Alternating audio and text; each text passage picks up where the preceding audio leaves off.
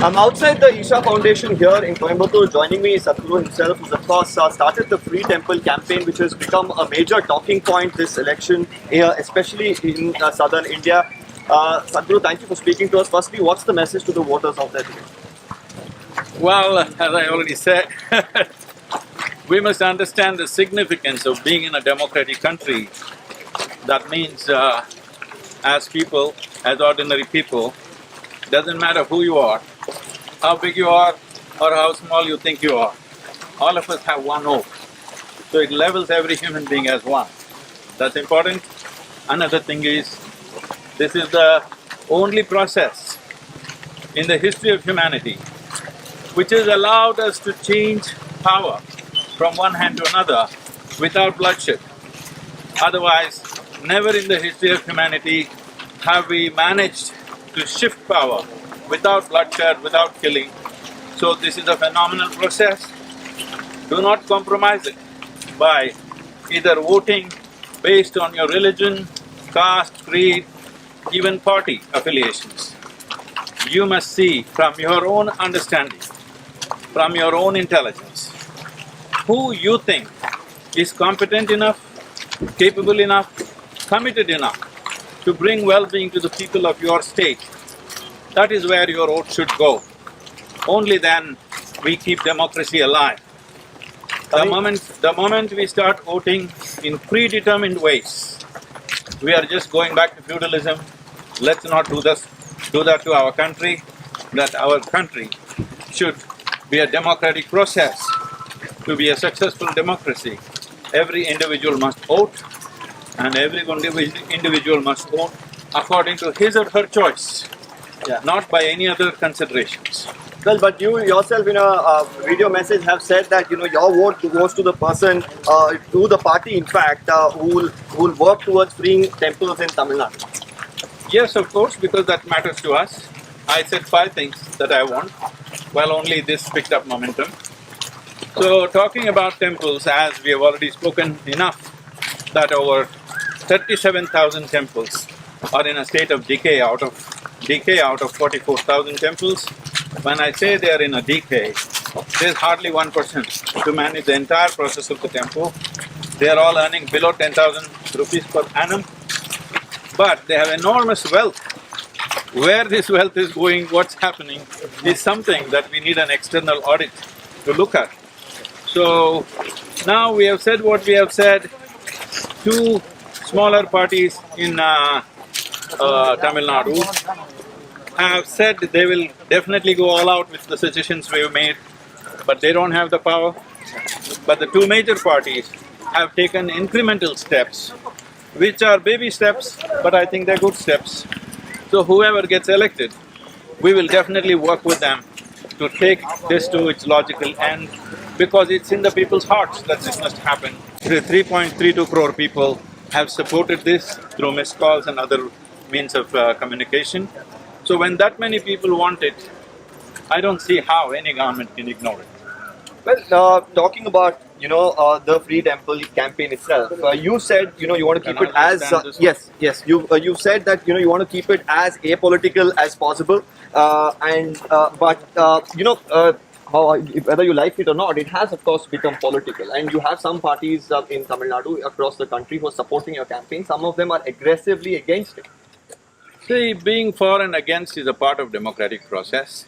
That doesn't mean to say the issue is political. The issue is of a very human nature. The issue is of great significance to majority population here. But political debates will inevitably happen in a democracy. It doesn't matter, everybody can say what they think, but as I said, 3.32 crore people have supported this in an electorate of little less than 5 crores. 3 crore people, how can you ignore that? I don't think they can ignore that. So whichever government comes into place, we will work with them. Well, because I clearly understand it's a very complex issue. It's not like something you can flip it over overnight. So it needs to be worked at slowly. Okay. I'd like to ask you, in the interview 2 times now, Kanimori reacted to this matter. We've had Karthi Chidambaram, who's of course spoken about it. They're asking one pertinent question: free temples from whom? They say committees are already existing who are taking care of temples. They're saying the balance of society which has been followed because of government control will be lost. There could be marginalized communities who could face issues when they go to temple if it's given to the community. And right now, as far as the income generated is concerned, it largely stays with the temple itself. See, they're talking about an ancient problem. That problem did exist in our country, that professions and different aspects and activities of our social life was divided on the basis of caste. That is the reality of our existence. But that reality doesn't make sense anymore. So you can't be talking about the same problem that existed 50, 100 years ago and going on saying the same thing. It's very clear today that irrespective of your caste, you can be a teacher, you can be a soldier, you can be anything you want, all right, if you get the necessary training. The same goes for the priesthood. Irrespective of your caste, creed or religion, if you have devotion in your heart and willing to train for what is needed, you can become that. So this whole thing about bringing caste into this as if it's some kind of a barrier, no.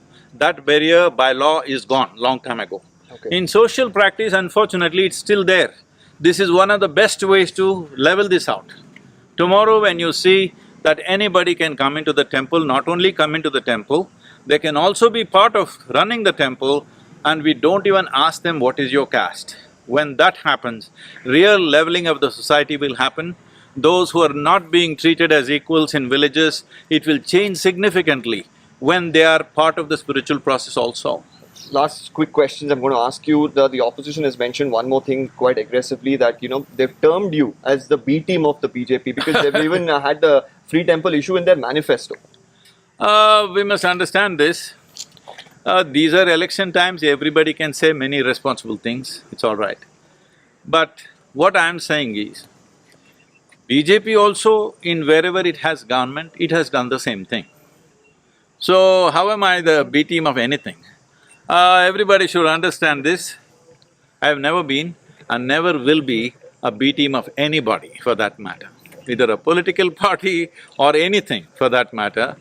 I will never be a B team. If people have followed me and known me, they know I have spoken my mind, it doesn't matter which government. But once the people elect the government, I will respect that, whoever it is, because I respect democracy. Maybe I disagree with them, but when people have elected, I bow down to them because that is the nature of democracy. My opinion is not higher than people's will. That's how I understand democracy. So, final question to you, this particular campaign, is it going to be limited right now to Tamil Nadu? Because you have your ashram spread out across the country and the world. How are you going to take this nationally now forward? See, now that the election time is over, because of the election was in Tamil Nadu, nowhere else in southern India, we contained it to Tamil Nadu. And the issue in Tamil Nadu is far more serious than anywhere else.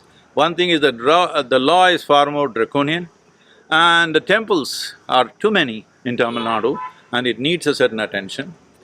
But now that the election is over, inevitably it will spread across the country. We cannot contain it to the geography of Tamil Nadu for sure. Thank you so much for speaking to us. Well, that was Sadhguru giving us…